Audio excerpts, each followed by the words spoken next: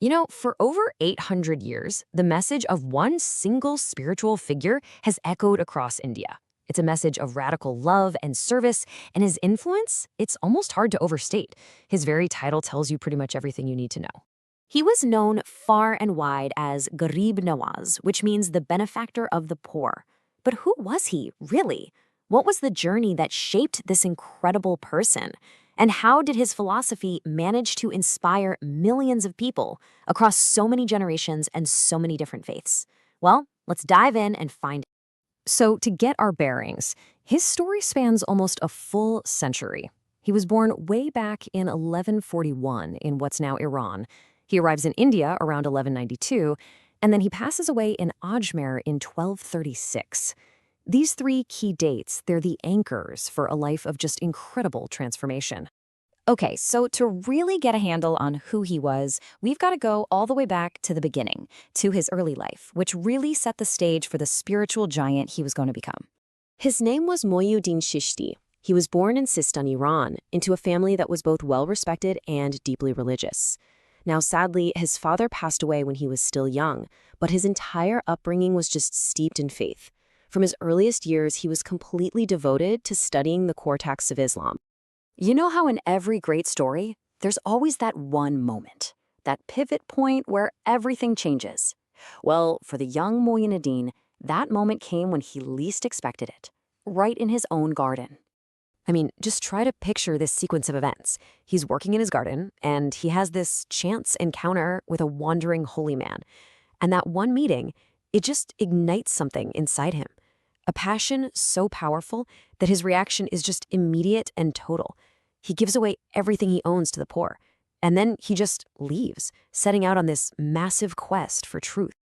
And this wasn't just some short trip to find himself.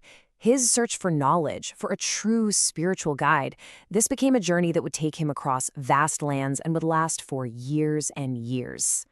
His travels were just extensive, taking him all through Iran, Iraq, Arabia, and on these huge pilgrimages to the holy cities of Mecca and Medina.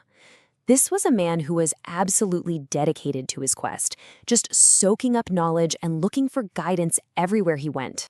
And then, in Mecca, it finally happened. He found him. He met Khwaja Baba, who was a really famous master from the Chishti order of Sufism. This was the guide he had been searching for all this time, and he immediately became his disciple. So under his master's guidance, he went even deeper into his spiritual practice. But what's really crucial here is that his training wasn't just about some, abstract spiritual knowledge. It was focused on core human values, constantly remembering God, having patience, being humble, and above all, having this deep, unconditional love for all of humanity. So, after all those years of training, a spiritual calling pointed him in a totally new direction. His mission was now crystal clear. He had to go to India. I mean, try to imagine the world he was about to step into. The society he found in Ajmer around 1192 was just fractured. You had a rigid caste system, oppression, and cruelty towards the poor. And then he arrives with a message that was a powerful, direct challenge to all of that, a message of equality, love, and selfless service. Once he got to Ajmer, he didn't just talk about his philosophy, he actually lived it every single day. His actions were his real sermon, and that's what drew people to him from every corner of society.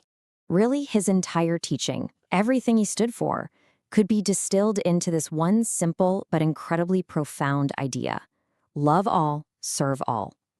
It was this universal call to compassion that just cut across every social and religious line you could imagine. And this is so important to understand about how his influence grew. It wasn't through pressure or trying to convert people. He never forced anyone to change what they believed. Instead, people were just inspired. They were pulled in by the pure power of his compassion in action. So why did they come? It was simple, really. He offered real, tangible help and unconditional acceptance. If you were hungry, he'd feed you. If you were sick, he'd help you.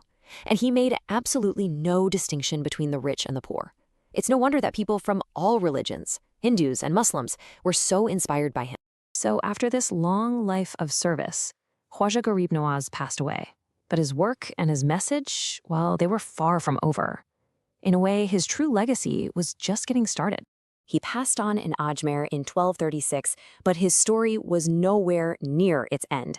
The place where he was laid to rest, the Dargah at Ajmer Sharif, almost immediately became one of the most important pilgrimage sites in all of South Asia, a real beacon of his enduring spirit. And the scale of his legacy today is just staggering.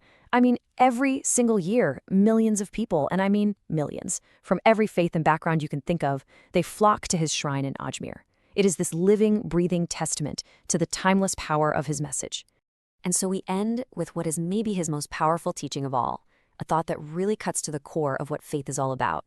He said, "True religion is that which has humanity."